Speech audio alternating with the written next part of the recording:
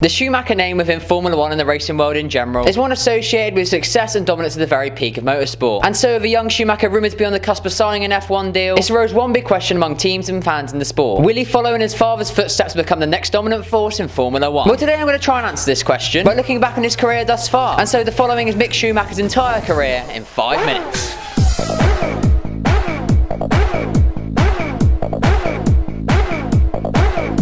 Mick Schumacher was born 936,000 minutes before me on the 22nd of March 1999 in Switzerland. To two very successful parents, Corinna Schumacher, European champion Western rider, and some bloke called Michael, who apparently won a few F1 races. I know, never heard of the bloke. Now, despite him racing under the German flag, he spent a lot of his childhood growing up in his hometown in Switzerland, where we can assume he lived a fairly privileged life, considering the fact his parents had that moolah. As for his racing career, he officially began karting in 2008. However, it's very likely he had some exposure and experience of racing before, considering the fact his dad owns his own karting track. Nevertheless, when Mick made his karting debut in the year of which Hamilton won his first title, he was undercover, racing under the name Mick Betch, in order to avoid unwanted attention from press and peers alike. Basically, man looked at Michael like, "You're not my dad!"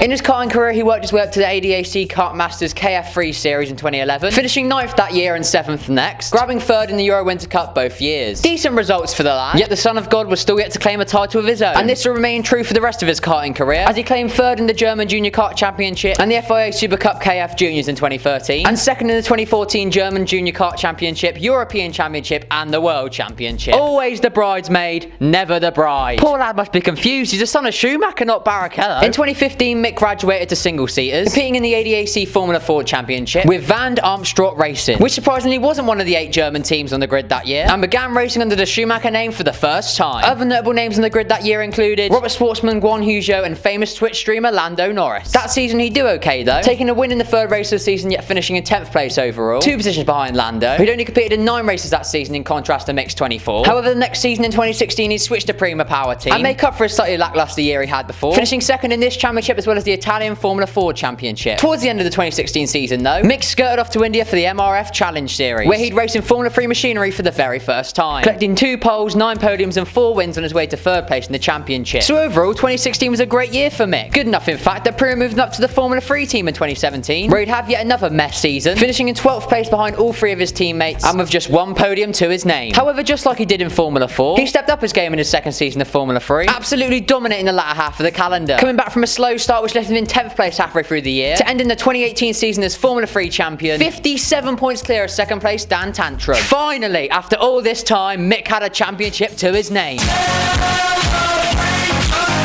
Now obviously throughout his career, it's true Mick had a lot of eyes and expectations on him due to his last name, and it was at this point a lot of fans really started to hype the boy up, as his dominant showing in F3 that year gave us all a glimpse of that Schumacher talent that could be making a return to F1 in the coming years. And of course the next step for Mick now was the FIA Formula 2 Championship, once again racing with Prima. However, following the trend we've seen so far in his career, M-Dog had a slow, somewhat anticlimactic first season in Formula 2, as a mix of poor reliability, incidents, mistakes and just general lack of speed left him to finish in 12th place in the end. However, he did manage to pick up his first win in the sprint race in Hungary that year, and in all honesty his season wasn't as bad as it sounds. Considering it was his rookie year in the series, the fact he took a win and finished considerably ahead of his teammate should mean the year was a success for him, with the high expectations that come of his name and his Formula 3 dominance the year before being the only thing that really puts a down on those results. However, saying that, his teammate was Sean Galale, so maybe it's not that impressive. Moving into 2020 though, many of us have now clocked the 2-year pattern that Mick seemed to follow in his career, and thus we're excited about what he could achieve this year, especially up against the highly competitive grid we have this year, with the lineup including fellow rising stars Callum Ilott, Robert Schwartzman, Guan Huzhou, Yuki Tsunoda, Robert Schwartzman, the Dan Tickdom, the list goes on, lads. Basically, if Mick were to win this year, it would be a travesty if he didn't get an F1. And so, with his sights aimed high, Schumi Jr. was battling at the front from the outset. However, a mistake while challenging for the lead, and a rare fire extinguisher fault in the opening 2 rounds of the season, gave him the worst possible start to the year. Yet, he came back from this with a double podium in Hungary, and a 2nd place in Silverstone, before going on to achieve 5 consecutive podiums, from the Spanish sprint race all the way through to the sprint race in Mugello, with him taking his first win of the season in Monza along the way. This incredible run of consistent top dog form gave him the championship lead, stealing it from fellow Ferrari Academy driver Callum Ilott, which probably annoyed Callum Ilott.